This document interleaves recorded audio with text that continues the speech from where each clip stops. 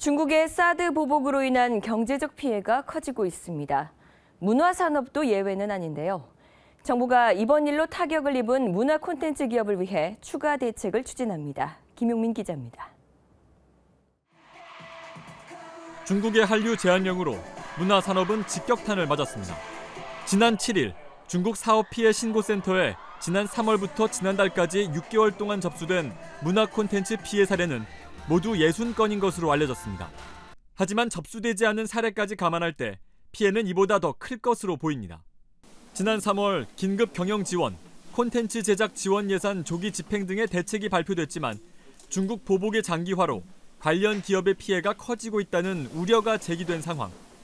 정부가 이를 해결하기 위한 추가 대책을 추진합니다. 문체부는 우선 중국 진출 국고 지원 사업 가운데 한한령으로 인한 피해 사실을 입증하는 경우 지원 요건을 완화하기로 했습니다.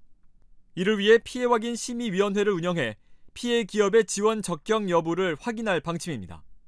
또 국고 지원 사업에서도 피해 기업을 우대합니다.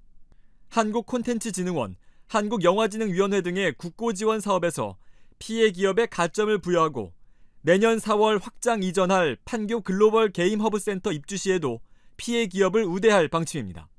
피해 기업에 대한 금융 지원도 확충해 중국 사업 실패 이후 재기하는 창업주 등에 주로 투자하는 재기 지원 펀드를 125억 원 규모로 조성할 계획입니다.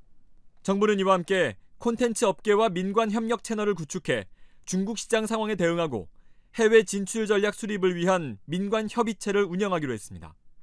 KTV 김용민입니다.